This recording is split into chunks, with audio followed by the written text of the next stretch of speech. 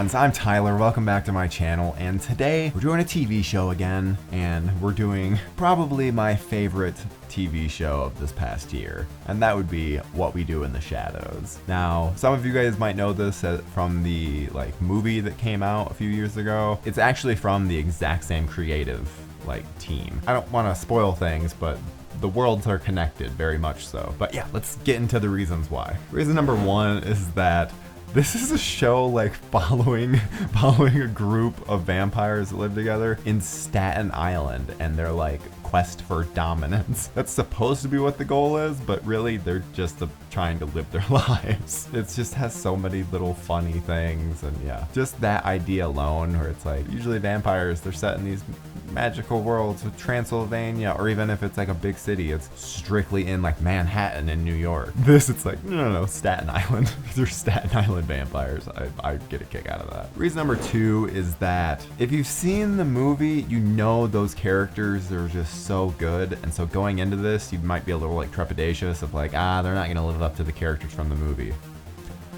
I'm gonna go on a limb here and say I honestly think they're better. Now, that's obviously all subjective, and I absolutely love the movie. It's one of my favorite horror comedies of all time. I don't know, Viago and Vladislav, they're so funny. Those two in particular. It's hard to say it, but especially after watching the show, because I've watched the first season probably 4 or 5 times at this point, because it's just such an easy show to just throw on, and before you know it, they're only 20-minute episodes. There's only 10 episodes in the season, so you can finish the entire first season very quickly. And yeah, you guys, I just realized I totally forgot to use my front light. These videos are gonna look a little weird, but I don't know, I think they look fine. It's whatever.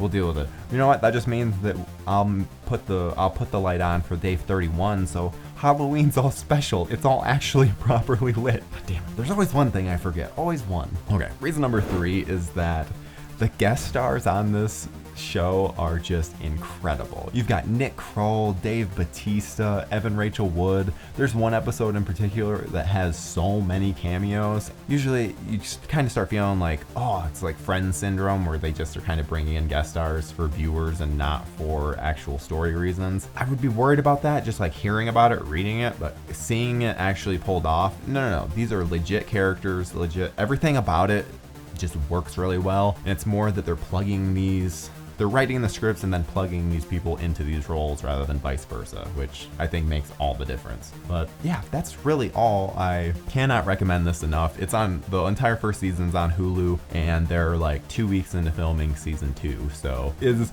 without a doubt my most anticipated returning show of 2020, and yeah, I really can't wait because it is so amazing, and I hope that you guys check it out, because as a theme this month, I don't have enough people to talk about this with. More people need to see this stuff. I love horror comedies and just don't get to talk about them enough. They're too scary for the non-horror crowd. They're too much comedy for the horror crowd. I just want a melding. Okay. That's really all. I'll see you in the next video. What's up, friends? Thanks for watching the video, and I hope you're having a wonderful October. Check out the playlist on the left to see if you missed any from our 31 days of Halloween, and also make sure you like, comment, subscribe, all that good stuff, and I will see you tomorrow in the next video.